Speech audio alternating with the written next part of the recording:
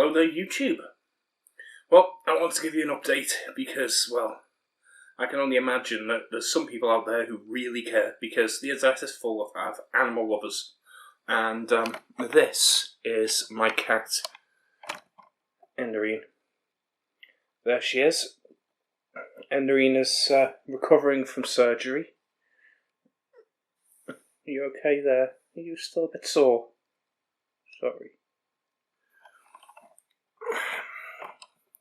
Obviously she's back home, but it was touch and go. We were looking to get a spade. I say we. Me and other family members had taken her down to the vets to see if we could get a spade about a week ago, and she was dangerously underweight. Now, I was expecting this to be the case. They said it was too dangerous to do the surgery, and again, I was expecting that. So they told us, take her home, try and get her to gain some weight. That wasn't going to happen. She wasn't eating anything at all. She has basically not eaten anything for 3 weeks. She would nibble at food that you gave her. She'd maybe lick a bit of the gravy, but that's about as far as it'd go. I'm going to describe what was wrong with her, so I will warn you now. I'm going to be a bit graphic. It's going to be unpleasant to hear. If you're eating, I strongly suggest that you not watch the rest of this video, because this is going to be a bit stomach churning. So, what was wrong with her is that she had an infection. Some kind of uteral infection, because she's never been spayed. She's 7 years old, but she's a house cat. So, she doesn't go outside, she doesn't see male cats. There's no reason for her to worry. Is your cone getting in the way? Go round the camera, there you go. You're the one still walking around. She's still wearing a cone from when she was spayed. We managed to get one spayed, the other one not. So, she had this infection. What this had done is created a cyst that had formed in her uteral wall. And it had become pus-filled and toxic.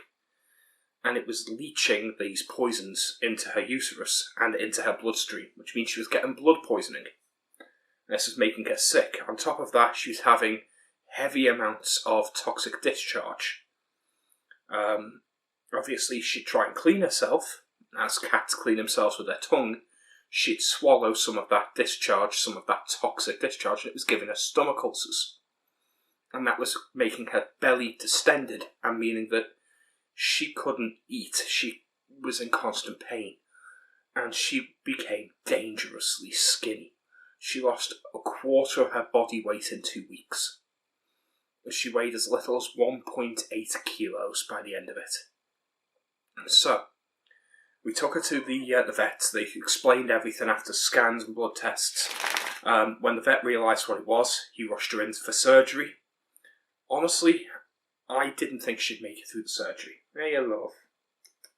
There you go. I'm talking again, aren't I? That's not to you. I'm trying to make a video. But yeah, I didn't think she'd make it through the surgery. But she's only 7. And she's happy. She's affectionate. She likes to play. She's got plenty of quality of life to live for. I wasn't prepared to give up on her. I was very lucky in that the PDSA, which is a charity here that deals with pets, was able to give her this life-saving surgery effectively for free. We went to the vet. There was a few small bills for medications just to keep her stable, and they said that the surgery would cost in excess of £700. There was no way I could afford that. Not after the bills that I'd already spent out to get the first one spayed and for the antibiotics and treatments that Enderine had already received. So when I said there's no way I can afford that, it's not even a case of this will skimp me, like my credit card's maxed out, I simply do not have the money. That's when he suggested, because he said this is life-threatening, contact the PDSA and see if this can be done through charities. So I did, and after 9 hours of waiting and wondering whether or not she'd make it through. She managed to pull through the surgery. So she's still with us. She's shockingly active. She's a little on the quiet side now, aren't you, love? She's just resting up, but she's been back home for a few hours. Well, actually, back home for about 12 hours now. She's ate 2 full meals in that time, and she's been fairly active. She's been on her feet and moving around. Merely 2 hours after surgery, she was up and trying to walk around. She's falling over a fair bit because she didn't really have any stability, so I had to try and stop her from attempting to, but she still wanted to. So she came through it very, very strong, and there was a very real risk that the anaesthetic would just take her out. She was so small, and the risk of a general anaesthetic is that you go under, you never wake up. But she pulled through and she's fine, and it looks like she's on the road for full recovery. What are you doing, love? What are you doing? I can hear the scratching. Don't try taking the cone off again. She's figured out she can take off her own cone.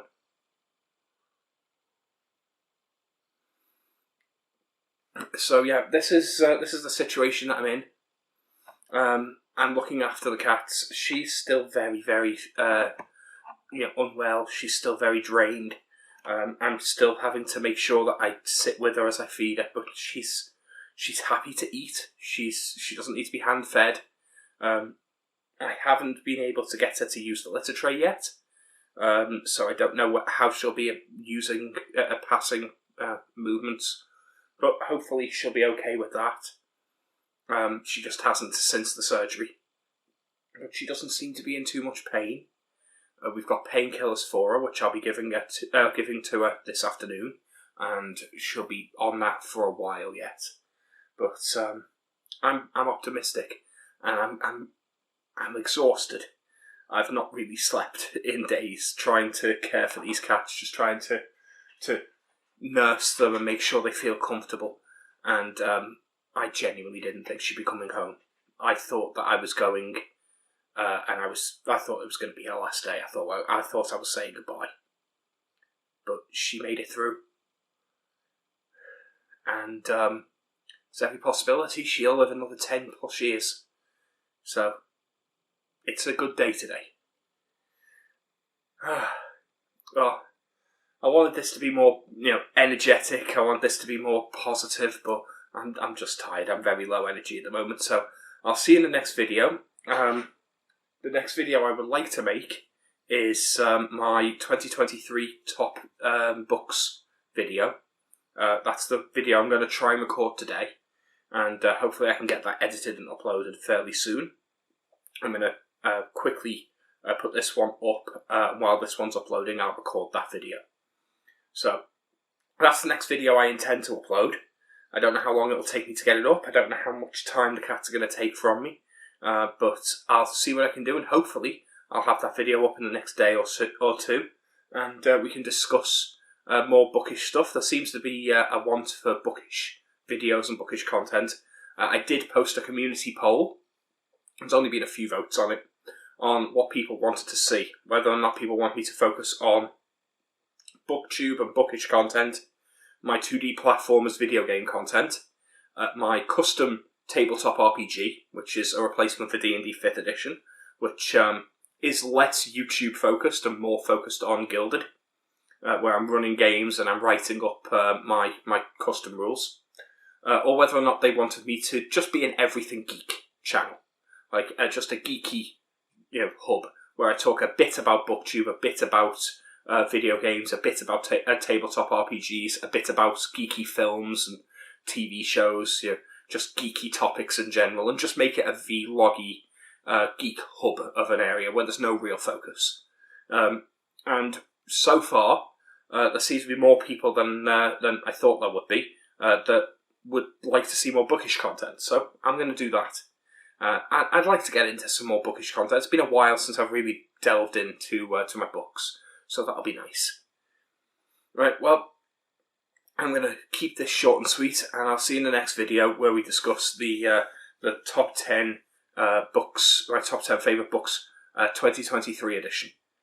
Till then, See you later. Bye.